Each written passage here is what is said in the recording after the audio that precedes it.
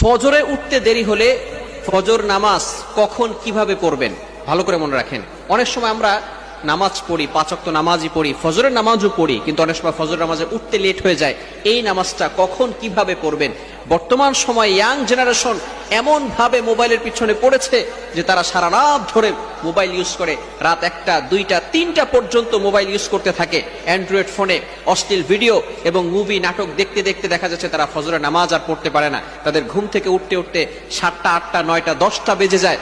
এমনকি তারা এই ফজরের নামাজ, যারা নামাজি বান্দা, এই সমস্ত বান্দারা তারা ফজরের নামাজ জোহরের সাথে অ্যাড করে ফেলে। ভালো করে মনে রাখবেন, জোহরের সাথে অ্যাড করা যাবে না।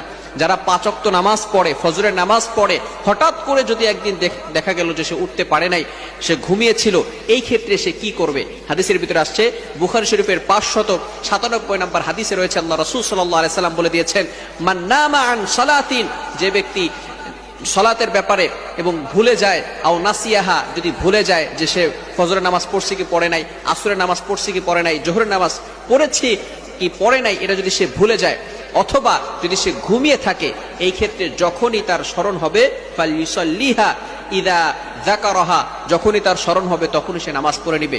এই ক্ষেত্রে যদি আমরা ফজরের নামাজ দেরি করে ফেলি, উঠতে না পারি, যখনই আমরা ঘুম থেকে উঠব তখনই আমরা ফজরের নামাজ পড়ে ফেলবো, যদি মামনু, নিষিদ্ধ সময় না হয়।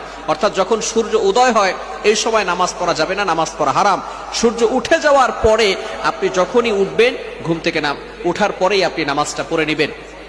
ভালো করে মনে রাখবেন, অনেকে আছে আমরা মনে করি যে এখন তো নামাজ পড়তে পারি নাই, জোহরের সাথে আমরা অ্যাড করে নিব।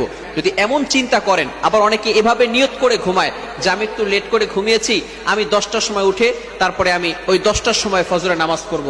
খবরদার, এটা কিন্তু গুনাহের কাজ হবে।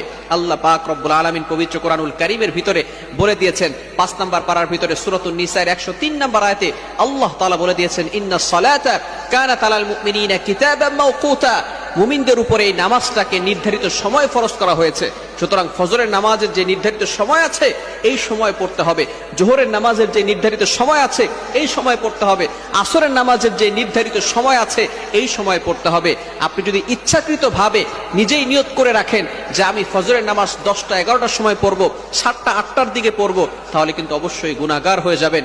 এজন্য আমরা যখনই ঘুম থেকে উঠে যাব, যদি নিষিদ্ধ সময় না হয় তাহলে আমরা ওই সময় নামাজ পড়ব। আর নামাজের জন্য আমরা সবসময় যত্নবান থাকবো। ধরুন আপনি ফজরের নামাজ পড়তে পারলেন না, যদি জোহরের আগেই আপনি ইন্তেকাল করেন, তাহলে কিন্তু এই ফজরের নামাজের ব্যাপারে আল্লাহ তাআলার কাছে জবাবদিহি করতে হবে। আল্লাহ তাআলা আপনাকে ছাড় দিবেন না, আমাকে ছাড় দিবেন না। এই জন্য নামাজের ব্যাপারে কখনো আমরা অবহেলা করব না। মিফতাহুল জান্নাতিস সালাহ, prayer is the key to heaven. নামাজ হচ্ছে বেহেশতের চাবি।